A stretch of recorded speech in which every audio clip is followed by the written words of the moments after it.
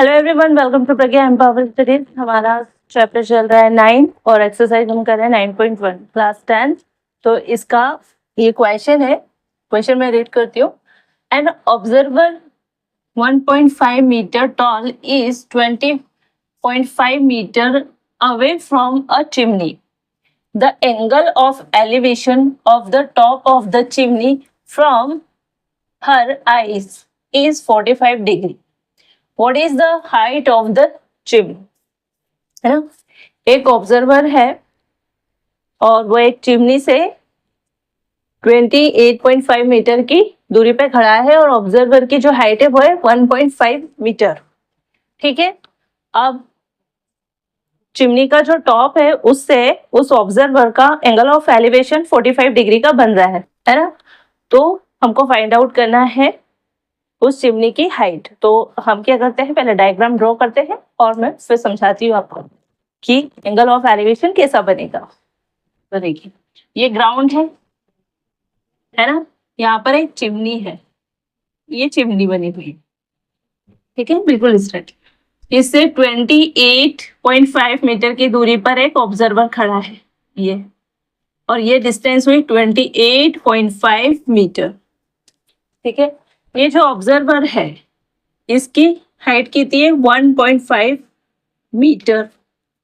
ठीक है, अब देखिए, अगर हम इस ऑब्जर्वर से सीधी ये लाइन ड्रॉ करेंगे तो ये जो लाइन होगी ये यहाँ पर चिमनी को, सपोज अगर ये ए बी है ना, और ये पी क्यू है, और ये बिंदु हमने, ये पी से हमने जो लाइन ड्रॉ की बिल्कुल ऑब्जर्वर की हाइट के बराबर, तो ये यहाँ पर 1.5 मीटर की दूरी पर ही यहाँ पर एक सी बिंदु मिल जाएगा।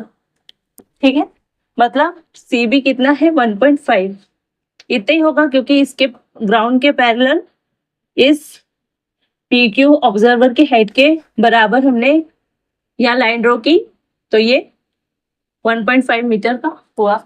ठीक है, आप देखिए एंगल ऑफ एलिवेशन क्या होता है, ये ऑब्जर्वर है ना, तो ऑब्जर्वर की जो आई है वहां से एक सीधी लाइन है, और वो बिल्कुल जो स्ट्रेट लाइन है उस स्ट्रेट लाइन से जितना एंगल बना के ऊपर देखेगा उसको कहेंगे एंगल ऑफ एलिवेशन। ठीक है, तो ये ऑब्जर्वर ने यहाँ अगर इस तरह से देखा तो ये जो इस लाइन और इस लाइन के बीच जो एंगल बनेगा उसको बोलेंगे एंगल ऑफ एलिवेशन, और ये है 45 डिग्री का। ठीक है, गॉट इट। तो हमको क्या अब फाइंड आउट करना है, चिमनी की हाइट, यानी ए से बी तक, ए बी हमको फाइंड आउट करना है, जिसमें हमको बी सी पता चल गई 1.5 है ना। तो हमने मान लिया कि ये ए सी एक्स हो गया जो भी, तो ए सी प्लस बी सी इसको मिला देंगे तो हमको चिमनी की हाइट मिल जाएगी। यानी अब हमको इतना पोर्शन तो मिल गया है चिमनी का, हमको इतना पोर्शन निकालना है, ए सी निकालना है, तो हम दो ए सी और सी बी को जोड़ देंगे जिससे हमको ए बी की हाइट मिल जाएगी, जो कि हमारी चिमनी की हाइट होगी। तो अब स्टार्ट करते हैं क्वेश्चन। तो आई होप कि आपको ये डायग्राम अच्छे से समझ में आ गया होगा, है ना।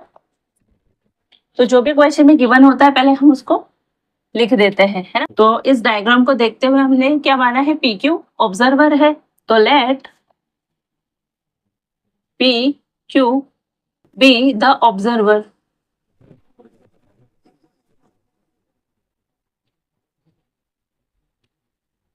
एंड ये ए बी को क्या मान लिया, chimney, A B be the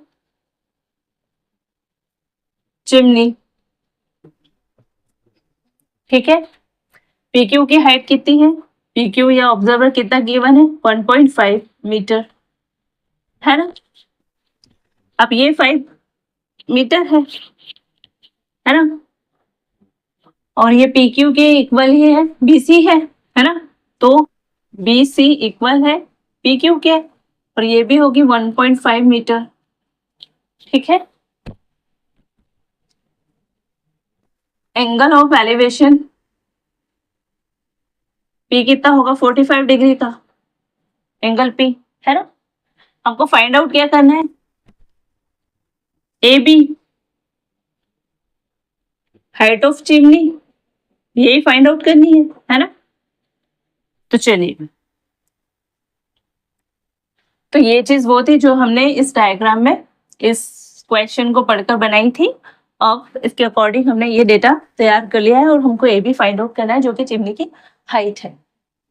देखिए एक चीज और, ये क्यू बी इक्वल पीसी के ही होगी, क्योंकि ये अगर यहाँ तक 28 है तो ये भी 28 होगी, क्योंकि ये दोनों पैरेलल है, बिल्कुल स्ट्रेट है, ये भी 90 डिग्री पर है, ये भी 90 डिग्री पर।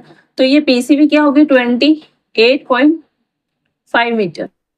ठीक है, नाउ इन राइट एंगल, ये राइट एंगल ट्राइंगल क्या है ए पी सी, तो ए पी सी है ना, right angle triangle A P C में देखिए हमको ये फाइंड आउट करना है, ये तो मेरे पास है, हमको एसी फाइंड आउट करना है और क्यू बी के बराबर ही पीसी यानी ये भी 28 है, हमको ये फाइंड आउट करना है। तो हमारे पास टेंजेंट जो होता है टेन थीटा, उसमें रिलेशन किस किस का होता है, परपेंडिकुलर का और बेस का, है ना। हमको परपेंडिकुलर फाइंड आउट करना है, तो टेन क्या होगा 45, क्योंकि एंगल 45 डिग्री का है, और ये क्या होगा AC बाय PC। ठीक है, 10 45 की वैल्यू कितनी होती है 1, है ना। AC की वैल्यू हमको फाइंड आउट करनी है, PC कितना है 28.5, तो AC भी कितना होगा, ये यहाँ चल जाएगा, क्रॉस मल्टीप्लीकेशन होगा तो ये भी आ जाएगा 28.5 मीटर। ठीक है, AC की वैल्यू भी कितनी हो जाएगी 28.5 मीटर। तो अब हमको AC भी मिल गया ये 28.5 मीटर, और ये C भी तो हमारे पास ऑलरेडी था, तो AB यानी चिमनी की हाइट हम निकाल लेंगे। Therefore the height of the chimney क्या होगी,